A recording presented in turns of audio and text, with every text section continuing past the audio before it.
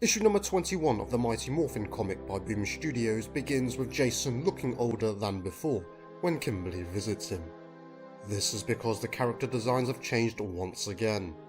Kimberly went round to check up on Jason now that he's living alone. He's alright, but doesn't really want to talk to anyone. Outside, Kimberly runs into Trini. She too visited Jason earlier. And with the changes to the character designs, Trini appears to have reverted to her appearance from Go-Go Power Rangers. This then takes us to the Mall of Angel Grove, where Trini shops for new clothes. The illustrations make this feel more cartoonish than before.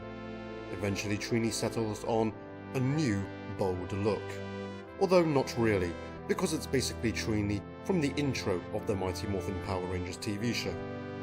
Now, a problem with writers joining and leaving a comic book series is that the writing can be inconsistent.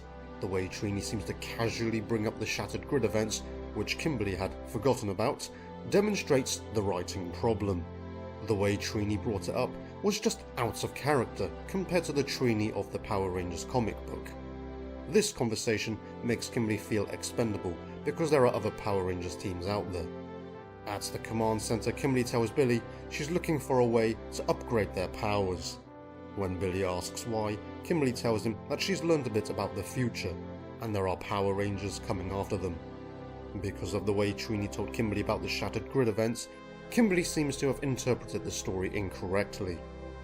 Anyway, Kimberly wants the upgrades after Rocky almost got killed, and Jason wasn't around for his mother's death. Kimberly doesn't want anyone else to die. So the best thing to do is to get stronger and upgrade their powers. So Billy gets to work.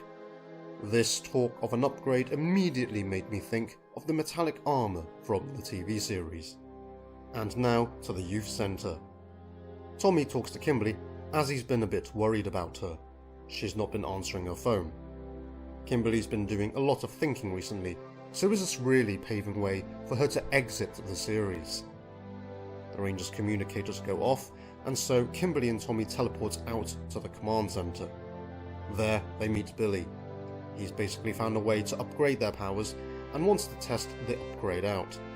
And there's a pointless explanation of sorts when Billy mentions the phase-shifted miniature universe sustained by the command center's unique connection to the Morphin grid to hone their techniques and tactics. It's been called the Pocket Dimension for years. Why did we need this all of a sudden? So anyway, Kimberly and Tommy morph. They arrive in the Pocket Dimension and face down Zed's putties and Rita's putties, plus King Aradon's forces. So they begin their training session, and Billy tells them to use the activation phrase for their new powers. Metallic armor power up. So I was right after all. They've got the metallic armor, and so in this series, Kimberly was the one who came up with the idea of an upgrade. Zordon and Alpha were already working on something, but Billy brought the metallic armor to fruition, even if it is just a prototype here.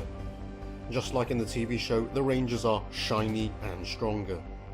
However, unlike the TV show, it's stated here by Billy that Zordon and Alpha hadn't introduced the armor to the Rangers yet because it's volatile. Billy says they should deactivate the armor, but Kimberly doesn't want to. She says she can channel it. Billy begins to say that the volatility of the metallic armor risks something. The communication is interrupted by a vortex appearing in the sky. Kimberly and Tommy agree they should leave, but they can't teleport away.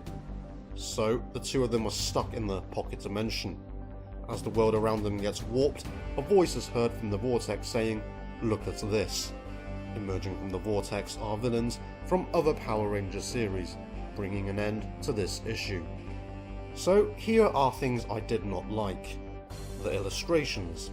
How the Rangers seem to be talking differently compared to the recent issues, kind of like regressing, in fact, to earlier characterizations in the series. I liked the introduction of the metallic armor here. I liked how it was already in development, but Kimberly basically got it introduced sooner in the comics compared to the TV show. I also liked how there was a bit of a joke reference to the number of dinosaur and ninja themed Power Rangers teams are out there, because we've had many of those in real life. I hope to find out next issue how the villains arrived at the Pocket Dimension, and are they real? Or did Billy's simulation somehow bring in virtual villains They've never even met before.